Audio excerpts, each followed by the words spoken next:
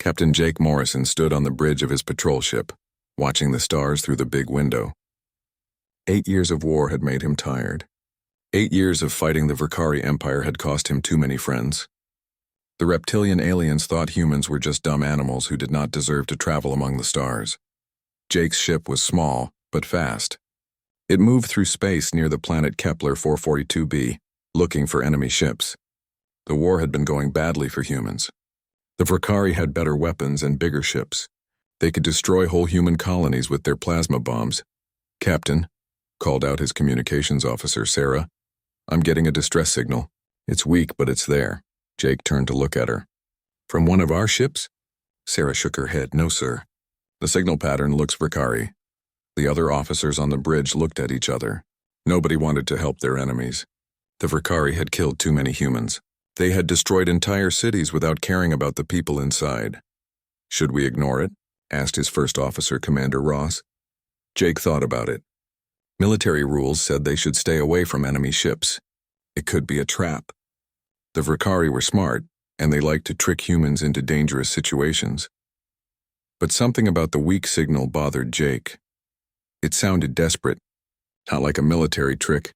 "Set course for the signal," Jake said. "But keep our weapons ready." Ross looked surprised. "Sir, are you sure?" "Command won't like this." "I'm sure," Jake said. He was not really sure, but something in his heart told him this was right. The ship moved toward the signal. Soon they found a small Verkari scout ship floating in space. It was badly damaged. Big holes showed where human weapons had hit it. The ship was dark and not moving. "Life signs?" Jake asked. Sarah checked her instruments. "Very weak. Maybe one or two beings still alive." Jake made a decision that would change everything. "Prepare a boarding party." "We're going over there." "Captain," Ross said loudly. "This is against all rules. We should call for orders." "There's no time for that," Jake said. "If someone is dying over there, they won't last long enough for us to get permission." Jake put on his spacesuit and took 2 soldiers with him. They flew over to the damaged ship in a small shuttle. The Verkari ship was even worse up close. It looked like it had been in a big fight. They found a way inside through a broken wall.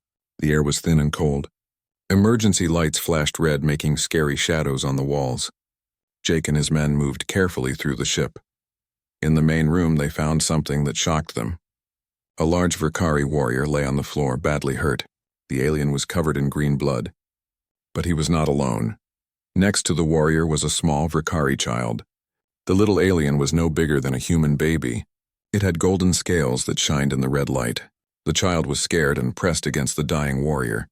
The warrior saw Jake and tried to move. His yellow eyes looked at the human captain. With great effort, the alien spoke in broken English. "She knows nothing of war," the warrior said. His voice was weak and full of pain. "Please, she is just a child." Jake stared at the scene. Every rule said he should leave the enemy child here. The Verkari were their enemies. They had killed so many humans. His own brother had died when Verkari ships bombed the colony on New Earth. But this was just a baby. A scared, innocent baby who had done nothing wrong. The warrior's eyes began to close. "Please," he whispered one more time. Then he was still. The little Verkari child looked at the dead warrior, then at Jake. Her scales changed color from gold to dark blue. Jake's suit computer said that meant fear in Verkari body language. Jake looked at his soldiers. They were waiting for his orders. They would do whatever he said, but he could see they did not want to take an enemy child. "Sir?" one of them asked. "What do we do?"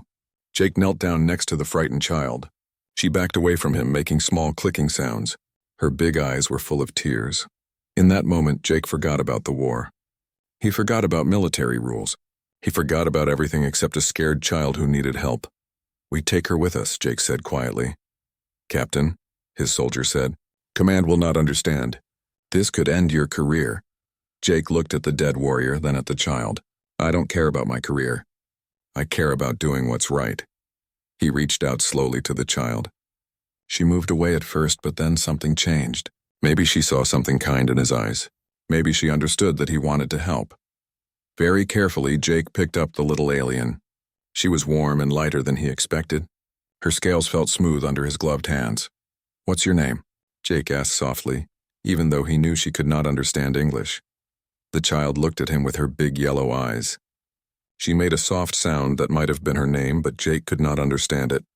"I'll call you Ember," Jake said, looking at her golden scales, "because you shine like a little flame." They took Ember back to their ship. Jake told his crew that she was a prisoner who might have useful information. He did not tell them the truth, that he had decided to protect her just because it was the right thing to do. In his private room, Jake tried to figure out how to take care of an alien child. Ember sat in the corner, watching him with careful eyes.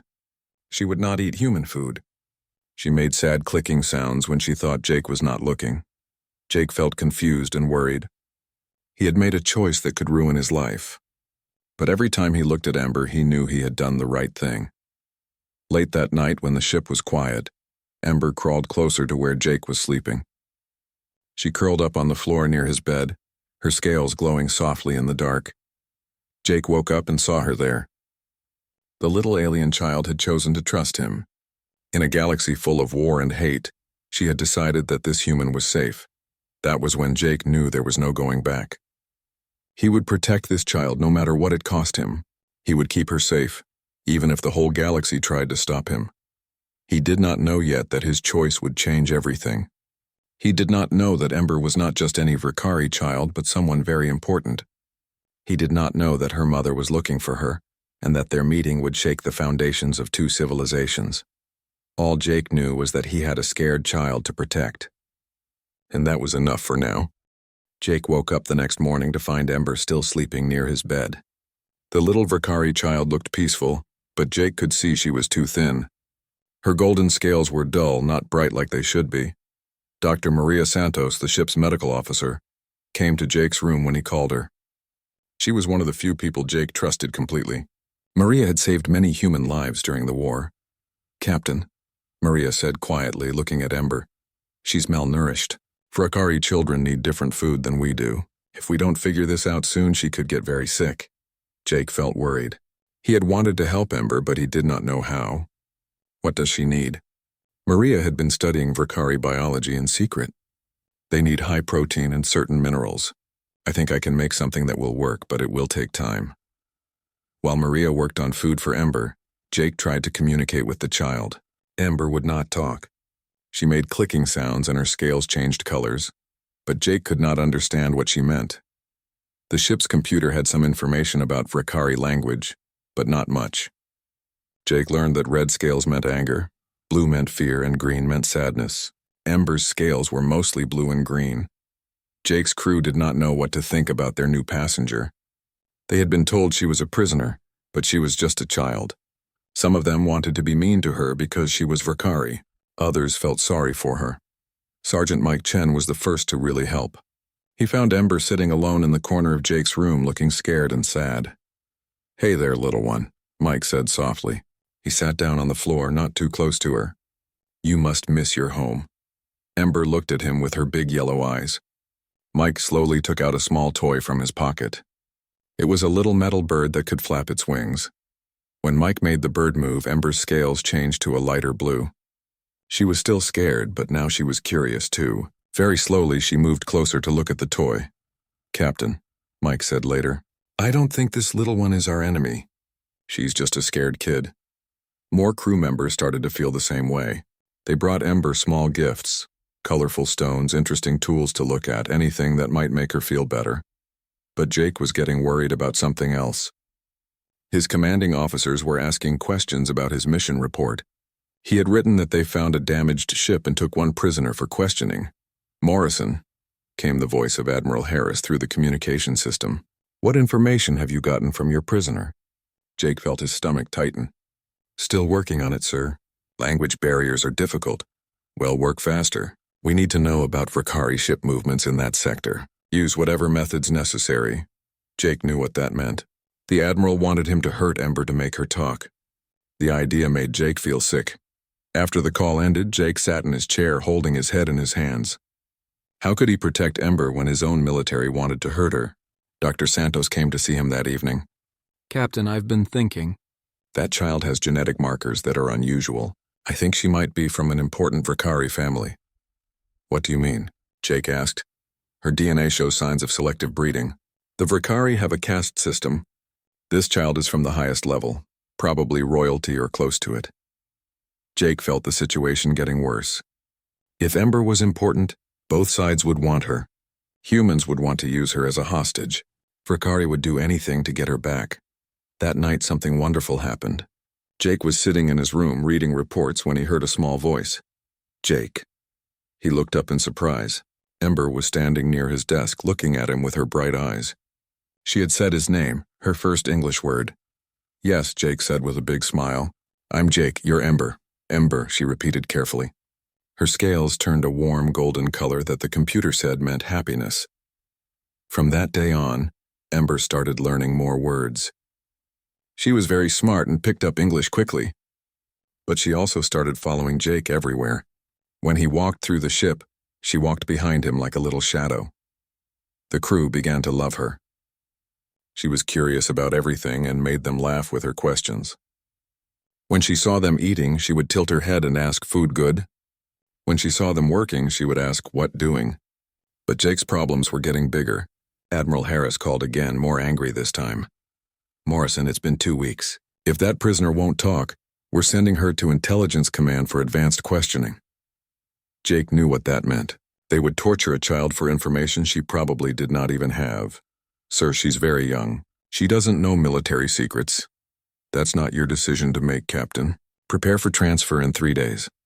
After the call, Jake sat quietly for a long time. Ember came and sat next to him. She could tell he was upset. Jake sad? She asked in her small voice. Jake looked at this innocent child who trusted him completely. She had no idea that people wanted to hurt her. She thought she was safe because Jake was protecting her. No, Ember, Jake said, trying to smile. Jake is fine, but Jake was not fine. He was making a choice that would change his life forever. He could not let them take Ember away. He could not let anyone hurt her. That night, Jake called Dr. Santos and Sergeant Chen to his room. He told them the truth about everything. I'm not giving her to Intelligence Command, Jake said. They'll torture her and then kill her. I won't let that happen. Maria and Mike looked at each other. They knew this meant Jake was choosing Ember over his military career. What are you going to do? Maria asked. I'm going to disappear, Jake said. Take the ship and go where they can't find us. Mike shook his head. Captain, that's desertion. They'll hunt you for the rest of your life. Then that's what happens, Jake said firmly. I made a promise to protect her. I'm going to keep it. The next morning, Jake's ship quietly left its patrol route. He had made his choice. He was now a fugitive, running from his own people to protect an alien child. Ember did not understand what was happening, but she could tell Jake was worried. She stayed close to him and tried to help by bringing him things. A cup of water, a small tool. Anything she thought might make him feel better. Jake good? She would say, patting his hand with her small scaled fingers. Ember safe with Jake. And in those simple words, Jake found the strength to keep going. He had given up everything for this child, but seeing her trust and love made it worthwhile. The war was about to become much more complicated. Both humans and Vakari would soon be hunting for Jake's ship. But Jake did not care about any of that. All he cared about was keeping Ember safe no matter what the cost. Jake's ship had been running for 3 weeks. They stayed in the empty parts of space where no one usually went. But Jake knew they could not hide forever. The crew was nervous. They were all criminals now because they had helped Jake escape. But when they saw how happy Ember was, most of them felt good about their choice. Ember had learned many new words. She could now say simple sentences like, Jake is good friend, and Ember likes this ship. She especially loved the engine room, where the big machines made interesting sounds. Chief Engineer Thompson taught her the names of different tools. This is a wrench, he would say, and Ember would repeat wrench in her small voice. Her scales would turn bright gold when she learned something new. But Jake was getting very worried. His ship's sensors showed that both human and Vakari fleets were searching for them. The search pattern was getting closer every day. Dr. Santos had been studying Ember's biology more carefully. She came to Jake with news that made everything worse. Captain, I've been running more tests on Ember's genetic markers. She's not just high caste Vakari. She's royal bloodline, probably the daughter of a matriarch. Jake felt his heart sink. Matriarchs were the most powerful Vakari leaders. They controlled entire fleets and ruled over millions of people. Which matriarch? Jake asked. Based on the genetic patterns, I think she belongs to Sixara. She's the military commander of all Vakari forces in this sector. Jake had heard of matriarch Sixara. She was famous for being both brilliant and ruthless. Human military files said she was responsible for destroying dozens of human colonies. That means they're not just looking for any missing child, Jake said quietly. They're looking for their leader's daughter. The next day, Jake's fears came true. Long-range sensors detected a massive Vakari search fleet moving through nearby systems. The ships were scanning everything, looking for any sign of Ember. "Captain," said Sarah from the communication station, "I'm picking up increased human military traffic, too. Our own people are looking for us just as hard." Jake felt trapped. No matter where they went, someone was hunting them. Ember could tell something was wrong. She stayed close to Jake and often asked why Jake worried. He always told her everything was fine, but she was smart enough to know he was not telling the truth. That night, Ember surprised everyone. She had been listening to the adults talk and she understood more than they thought. "Ember, go back to Mother," she said to Jake. "Then Jake's safe." Jake knelt down to look at her small face. "No, Ember, we stay together." "But Jake in trouble because of Ember," she said. Her scales turned dark blue with sadness. "Ember not want Jake hurt." Jake felt his heart break. This brave little child was willing to sacrifice herself to protect him. It made him more determined than ever to keep her safe. "Listen to me, Ember," Jake said gently. "I chose to protect you. That was my choice. We're family now, and family stays together." Ember looked at him with her big yellow eyes. "Family?" "Yes," Jake said. "You're like my daughter now, and I will never let anyone hurt you." Ember's scales turned warm gold, and she hugged Jake as tight as she could with her small arms. But their peaceful moment did not last long. Alarms started ringing throughout the ship. "Captain, to the bridge," came Mike's urgent voice over the intercom. Jake ran to the bridge with Ember following behind him. On the main screen was the biggest ship Jake had ever seen. It was a Vakari dreadnought, massive and covered with weapons. It had appeared out of nowhere, using technology humans did not understand. "They've been tracking us somehow," Sarah said, her voice shaking. "The ship just materialized right in front of us." Jake felt fear growing in his chest. This was it. They had been caught. "Incoming message," Sarah reported. It's from the Vakari ship." "Put it on screen," Jake said. The image that appeared made everyone on the bridge go silent. It was a Vakari female, but unlike any they had seen before. She was tall and magnificent, with scales that shimmered like liquid gold. Her eyes were the same bright yellow as Ember's, but filled with power and authority. When she spoke, her voice was deep and strong. The ship's computer translated her words into English. "Human vessel, you have something that belongs to me. Return my daughter immediately and your deaths will be quick." Jake looked at the screen, then down at Ember, who had grabbed onto his leg. The little child was staring at the screen with wonder and fear. "Mama," Ember whispered. This was matriarch Sixara, one of the most powerful beings in the Vakari Empire, and she was Ember's mother. Jake stepped forward to face the screen. His crew watched him, waiting to see what their captain would do. "I am Captain Jake Morrison," he said clearly. "Your daughter is safe and well cared for." Sixara's eyes blazed with anger. "You dare speak to me, human animal. Return my child or I will destroy your pathetic ship and everyone on it." Jake felt Ember press closer to his leg. He could feel her shaking with fear. "Your daughter is not a prisoner," Jake said. "She's under my protection." The matriarch laughed, but it was not a happy sound. "Protection? From what?" "From anyone who would hurt her," Jake said firmly. "Including your own people." Sixara's expression changed slightly. Something in Jake's voice made her pause. "Explain yourself, human." Jake took a deep breath. "Your daughter was alone with a dying warrior when I found her. He asked me to protect her because she knew nothing of war, so I did." "You expect me to believe that a human would protect a Vakari child?" Sixara's voice was full of doubt. "Believe what you want," Jake said, "but she's been safe with me. Well-fed, cared for, and loved." At that moment, something unexpected happened. Ember stepped out from behind Jake's leg. She looked up at the screen and spoke in her small voice. "Mama, Jake is good. Jake is Ember's safe one." The effect on Sixara was immediate and shocking. Her angry expression changed to one of complete surprise. She stared at her daughter for a long moment. "What did you say, little flame?" Sixara asked in a much softer voice. "Jake is Ember's safe one," the child repeated. "Jake protect Ember. Jake is family. Sixara's eyes went wide. She looked from her daughter to Jake and back again. Something important had just happened, but Jake did not understand what. Safe one, Sixara repeated slowly. You called him your safe one. She stared at Jake with a new expression. Not anger now, but something like shock and maybe even fear. Human, she said carefully. Do you understand what you have done? Jake shook his head. I don't understand your customs. I only know that I found a scared child and chose to protect her. Sixara was quiet for a long time. When she spoke again, her voice was different. In our culture, when a child chooses someone as their safe one, it creates a bond that cannot be broken. You are no longer just a human who found my daughter. According to our most sacred laws, you are now part of our family. Jake felt confused. What does that mean? Sixara looked at him with an expression he could not read.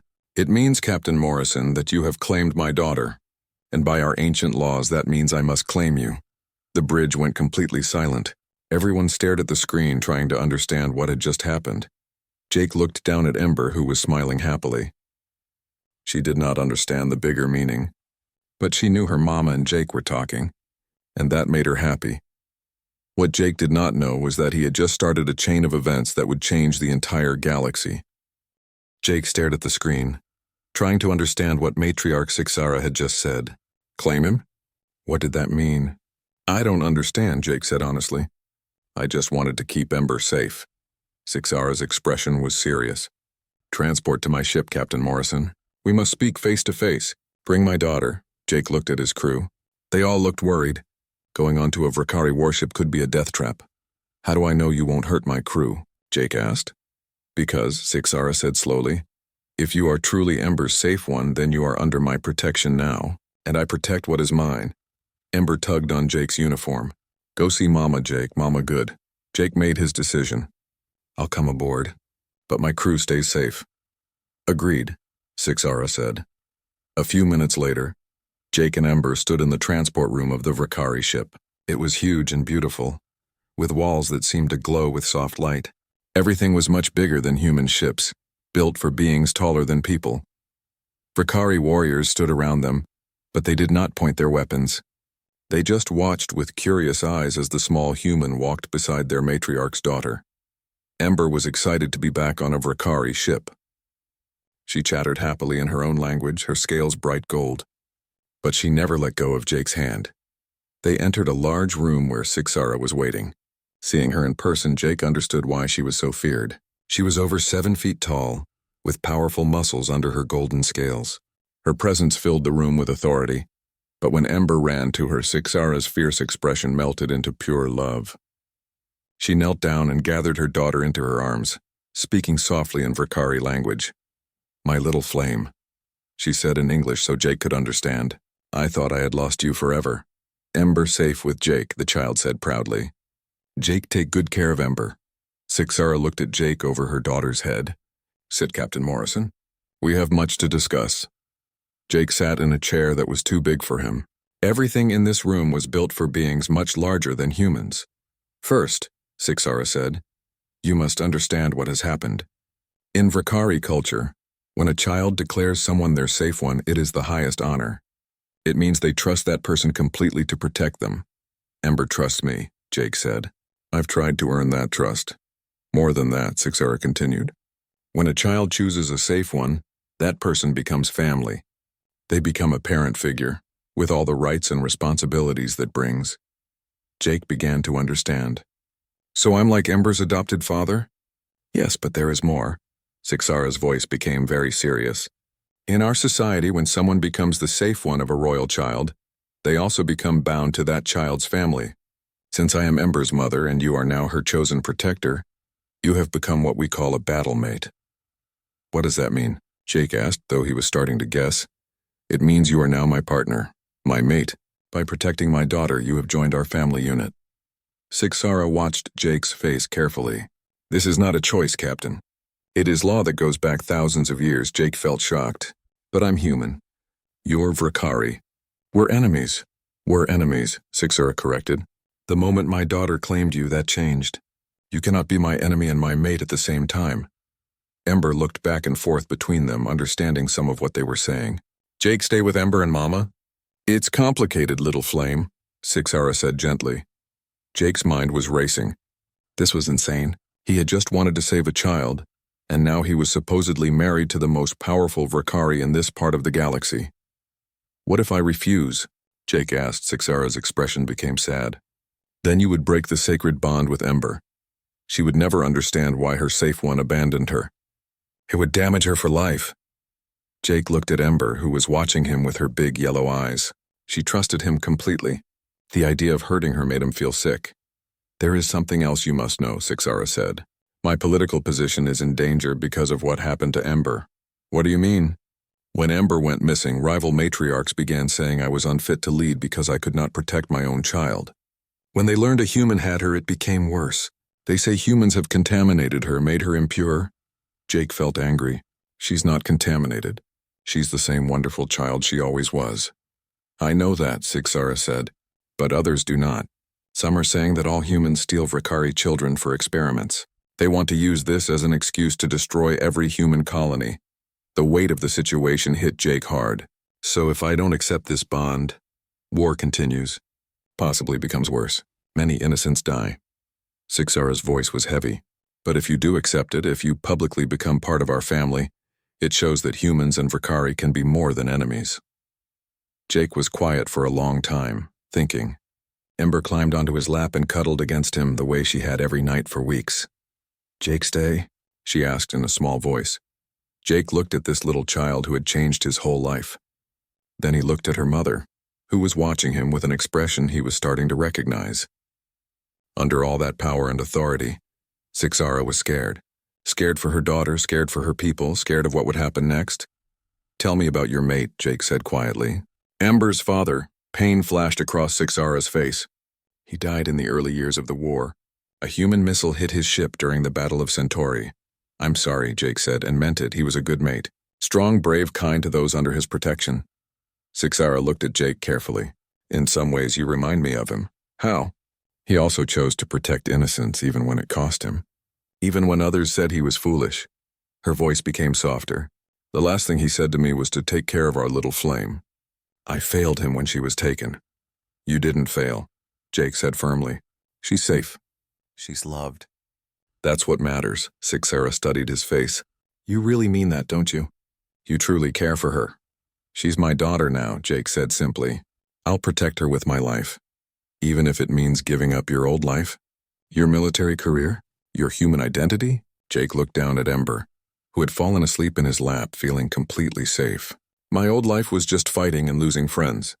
This little girl has given me something worth living for. Sixara was quiet for a moment. When she spoke, her voice was gentle. There is something I must tell you, Jake Morrison. When I first heard a human had taken my daughter, I planned to kill you slowly. I wanted you to suffer for daring to touch royal blood. What changed your mind? You did. Sixara moved closer. In all my years, I have never heard of a warrior giving up everything to protect an enemy child. Your own people hunt you now because you chose her safety over your loyalty to them. She needed someone to protect her, Jake said. I was there. It is more than that. You show a kind of honor that my people have forgotten, a willingness to sacrifice for those who cannot protect themselves. Sixara's eyes were bright. Perhaps this bond is not just law. Perhaps it is wisdom. Jake realized he was looking at Sixara differently now. She was still intimidating, but he could see the person underneath the power, a mother who loved her child, a leader trying to do what was best for her people, someone who had lost as much as he had in this war. If I accept this, Jake said, what happens to my crew? They become my people too. Any who wish to stay will be welcomed. Any who wish to leave will be allowed to go safely. And the war changes. If a human can be trusted with a Vrikari child, if a human can become family to a matriarch, then maybe peace is possible. Jake made his decision. I accept the bond. Sixara's eyes widened slightly. You are certain? I'm certain. Jake looked down at sleeping Ember, then back at her mother. For her, and for the chance that maybe our peoples can stop killing each other. For the first time since he had met her, Sixara smiled. It transformed her face completely. Then welcome to the family, Jake Morrison. Welcome to a new life. The ceremony took place 1 week later on a neutral space station. Representatives from both human and Vrikari, Governments watched in shock as Captain Jake Morrison and matriarch Sixara participated in an ancient bonding ritual. Jake wore a mixture of human military dress uniform and Vakari ceremonial armor. He felt nervous standing next to Sixara, who looked magnificent in her golden ceremonial scales that reflected the station's lights. Ember stood between them, wearing a small crown that marked her as royal offspring. She was so excited that her scales kept changing colors rapidly. Gold for happiness, bright blue for excitement, and warm orange that the translation computer said meant love for family. Today, spoke the Vakari elder conducting the ceremony, we witnessed something that has never happened before. A warrior of another species has been chosen by a royal child and accepted by her matriarch as battlemate and family protector. The human delegation looked uncomfortable. Admiral Harris had tried to stop Jake from going through with this, calling it treason. But Jake's story had spread throughout human space. Many people were calling him a hero for protecting an innocent child. The Vakari delegation was equally divided. Some saw this as an opportunity for peace. Others viewed it as contamination of their pure bloodlines.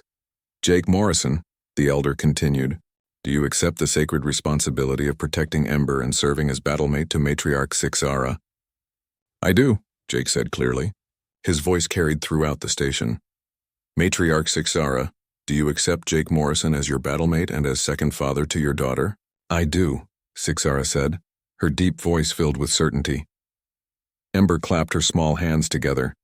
Jake is family now, she announced happily, making many people in the audience smile despite the serious situation.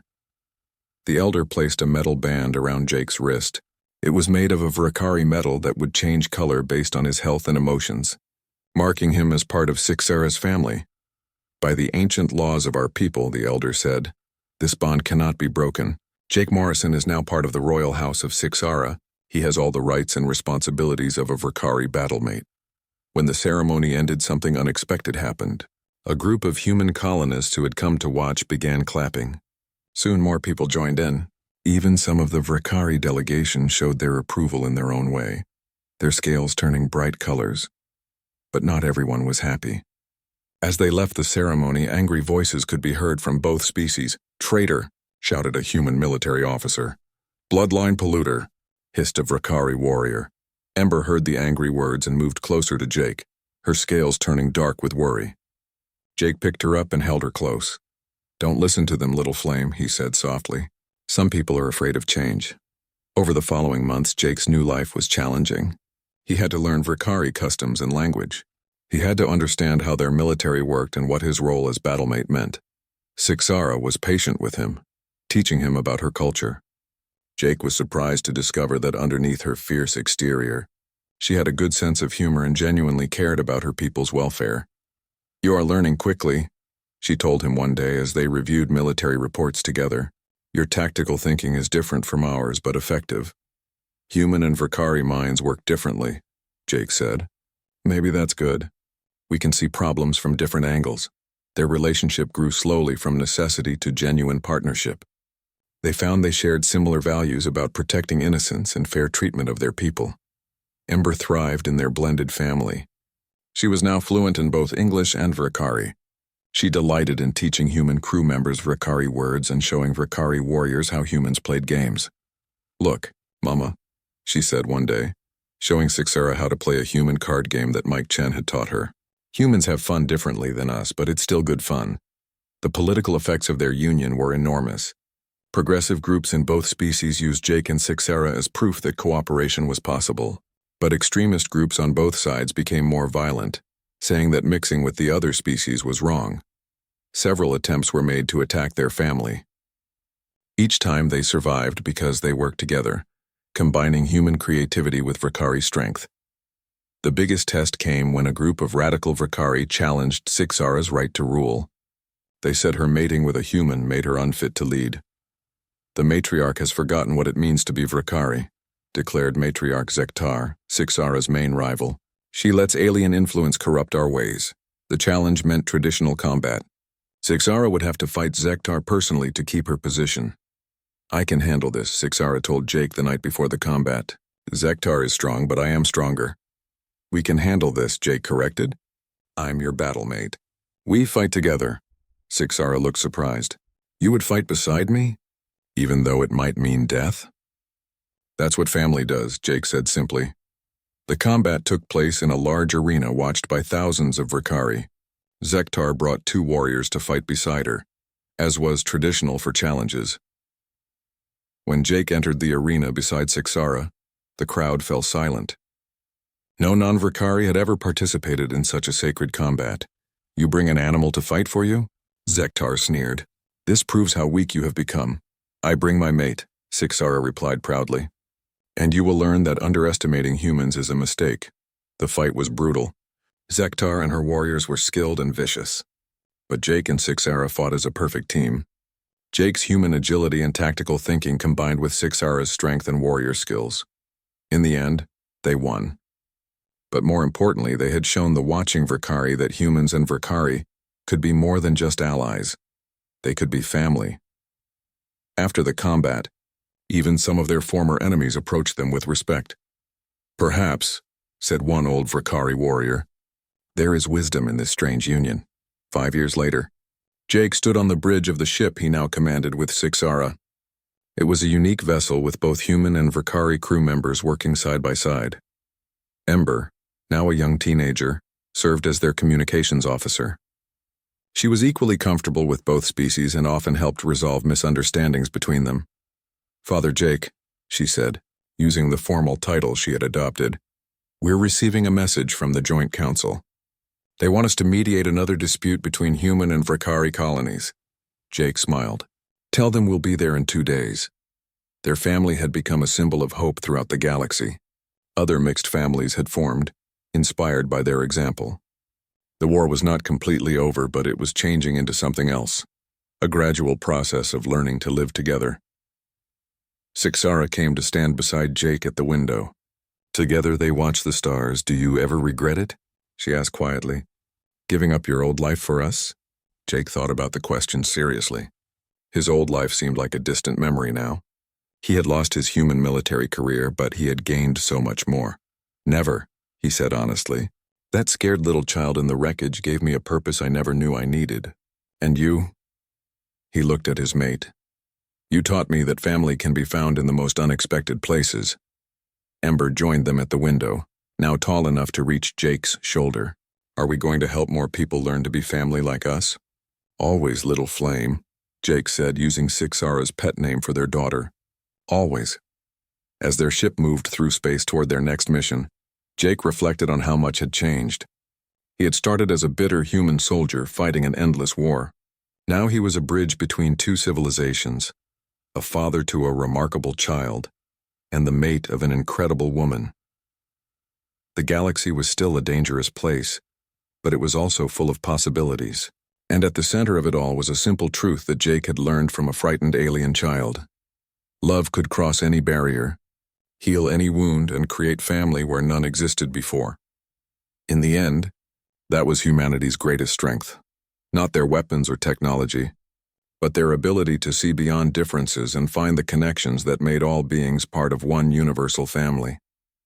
The stars shined down on them as they traveled toward their next adventure together, a family forged not by blood or species but by choice, love, and the courage to protect what mattered most.